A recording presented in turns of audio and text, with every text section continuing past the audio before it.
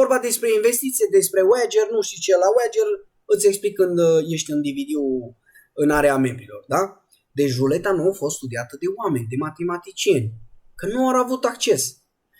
În zilele din prezent, dacă ar fi fost Fibonacci, D'Alembert, Martingale, Labouchere, cu siguranță că aveau mult mai multe lucruri de spus despre ruletă, pentru că aveau acces la lucrurile care nu au fost 300 de ani.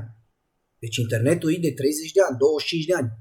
Internetul nu e mai de mult, cel puțin la nivel global, că era în America niște porbagaje de calculatoare de nu înțelegeai nimic. Dar internetul modern și schimbările și site-urile care au apărut sunt de 25 de ani încoace. Nu sunt de mai mult, de 25 de ani încoace.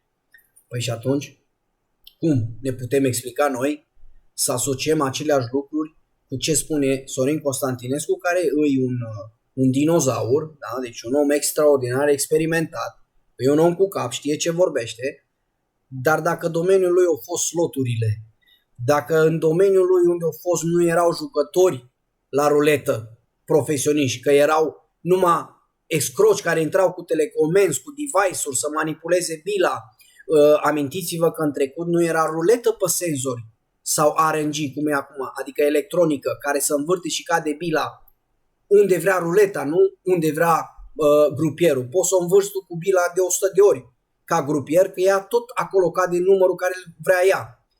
Înainte, sute de ani, 250 de ani, a fost numai mecanică, adică să învârtea ruleta pe rulmenți. În momentul în care se învârtea pe rulmenți, nu erau atât de multe accese la știință. Deci o ruletă jucai 2-3 ani cu același rulment, că nu știai. Deci se jucau ani de zile cu același rulment. Rulmentul la un moment dat slăbea, adică trăgea într-o parte sau într-alta. Jucătorii mai deschiși, mai buni, mai pregătiți la ruletă își dădeau seama, de aia au fost și făcute filme până anii 50, 40, 60, în care este un film spaniol foarte popular, în care băiatul ăsta, domnul ăsta cu copiii lui și cu o echipă de-a lui și-o dat seama că o ruletă avea o flaw, să zice, o eroare, în sensul că rulmentul trăgea într-o parte, adică ea avea tendința să cadă numai într-o zonă și tot în zona aia cădea de cele mai multe ori.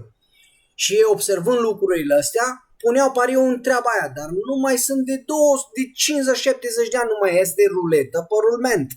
Acum ruleta și înainte când era și și-or dat seama că ăștia câștigau că rulmentul se defectează, ori început să schimbe rulmentul tot la 3 luni de zile, la câteva luni schimbau rulmentul. Deci ruleta nu se mai destabiliza. După aia cu timpul, grupierul, ca să nu aibă vreun efect, că la mecanică, într-adevăr, dacă dai drumul la bilă ca grupier, în 3 luni de zile înveți de câte ori să învârte bila. Dar în ziua de astăzi noi avem rulete, chiar dacă sunt online, chiar dacă sunt live, sunt rulete pe senzori. Deci nu-mi dați mie explicații despre ruletă și ce îi când eu sunt maestru de 24 de ani la ruletă.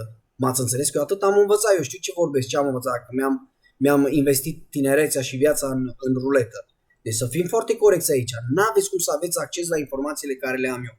Cel puțin 360 de cărți, 65 de software-uri. Băi fraților, milioane de spin-uri pe bani reali. Milioane de spin-uri. Păi e greu ca să-mi vii să argumentezi ceva cu mine pe tema ruletei, da? Dar Sorin Constantinescu îți explică, da mă, sunt jucători profesioniști, card counters, care numără cărți. Pentru că cărțile le poți avea acasă. Și în ziua de astăzi poți să-ți iei o ruletă, dar e vreo 70-100 de mii de euro. Când am vrut să-mi iau eu o ruletă acasă, era 50 de mii din Bulgaria sau Slovacia sau ceva. Nu știu unde să o iau. Dar mi se părea prea futuristică ideea să-mi iau o ruletă acasă să stau să o studiez. Da? Deci futuristic.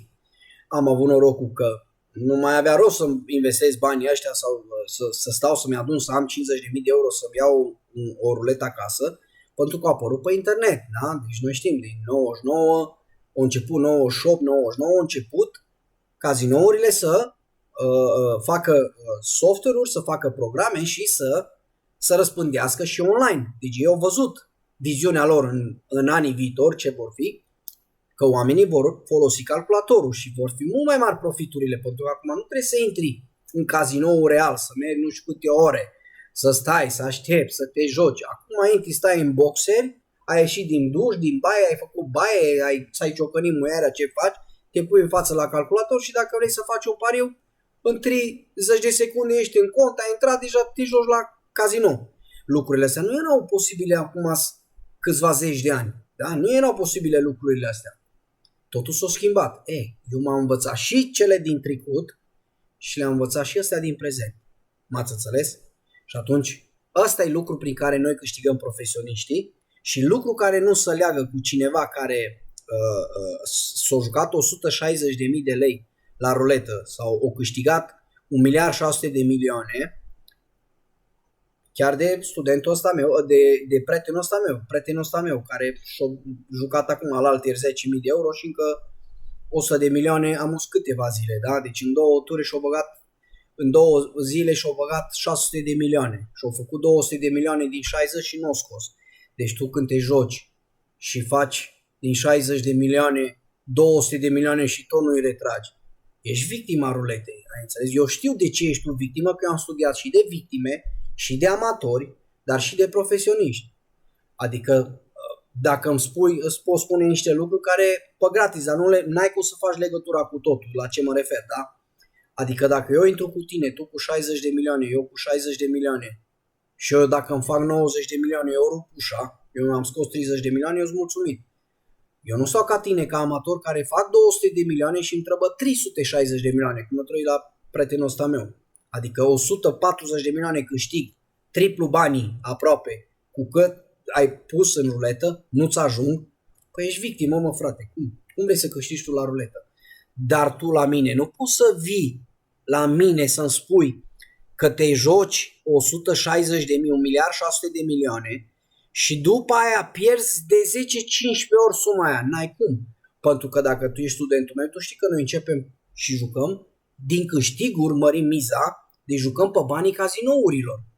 Deci n-are nicio logică ce zice unul sau altul, n-are nicio logică în treaba asta că au pierdut de 10-15 ori. Cum pierzi tu de 10-15 ori?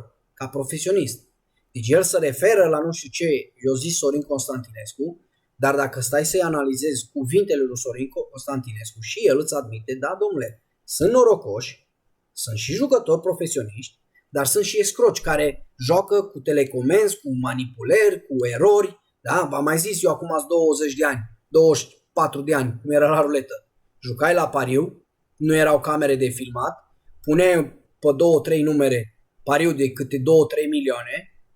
Dacă nu-ți ieșea în pariul tău și nu făceai bani, scoteai din priză ruleta, o băgai înapoi în priză și îți băga banii aia 4-5 milioane care ai pariat, ți băgai iar în cont. Că nu-i contoriza. Și atunci tu de atâtea ori te băgai și scoteai priza din priză până ce îți dădea numărul tău în care aveai pariu. Și făceai 100 de milioane, 50 de milioane, 200 de milioane.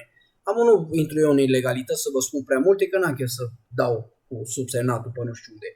Dar v-am zis, eu am învățat și negativele, și lucrurile pozitive, și lucrurile, tot din moment ce înveți un lucru, le înveți cam și din negativ și din pozitiv.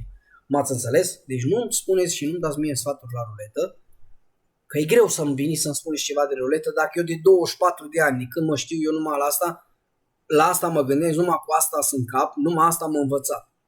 Deci e foarte greu să vii la cineva după atâta și plus pasiunea care am avut-o, că v-am zis, poți să fii apasionat de ceva. Dar ca mine să fie interacțiunea aia, deci eu când am văzut prima dată ruleta, am pus mâna pe ea și am zis, pe asta o să-i dau de cap. Deci trebuie să te naști să fii cu lucrul respectiv, adică pictor. Poți deveni mai bun, dar dacă tu nu știi de copil mic să desenezi, să pictezi, nici de a învăța la sute de arte și de nu știu ce, dacă n-ai îndemânarea aia de mic, nu o să ajungi pictor. Poți să faci școala artei sau nu știu ce. Eu știu de colegi când eram în 1-4. Îmi făcea niște proiecte, un băiat, Mercedes-uri, mașini, de poate acum și îs reale, care îs. le desena, frate. Eu nu știu să fac un desen. Păi nu mă pot spune pe mine să ajung pictor sau designer sau graphic designer când eu nu știu să fac doi omuleți de zăpadă, nu știu să-i desenez. Că nu-i treaba mea, nu-s bun în domeniul ăla. Dar tu dacă te-ai născut să scrii frumos, dacă te-ai născut să desenezi, păi numai îți perfecționezi în ani ceea ce tu ai hărăzit din naștere. Nu, așa zi eu la ruleta asta. Eu am hărăzit din naștere lucrurile astea. Nu știu cum să vă explic, mâncava sufletul vostru, că e complicat să vă explic. Eu așa m-am născut, cu pata pe aia să îi dau de cap. Deci, dacă vrei să bați ruleta, dacă vrei să înțelegi ruleta, trebuie să fii studentul meu. Neapărat trebuie să știi lucrurile mele ca să fii complet în orice informație ai tu despre ruletă. Ca să fii complet, da? Poate știi și tu un alta, dar ca să fii complet, trebuie să-mi achiziționezi DVD-ul de 5.000 de euro. Și când ai DVD-ul de 5.000 de euro la mine, nu vin, că asta e de amator. Ce zice băiatul ăsta? Au câștigat 160.000 de lei la ruletă și după aia au băgat de 10-15 ori. Stai un pic, mă, tată, cum îți bași tu 1.000.000 de euro ca profesionist? Cum îți bași tu 1.000.000? Când eu te învăț să joci cu bani puțin, ai câștigat, mergi mai departe.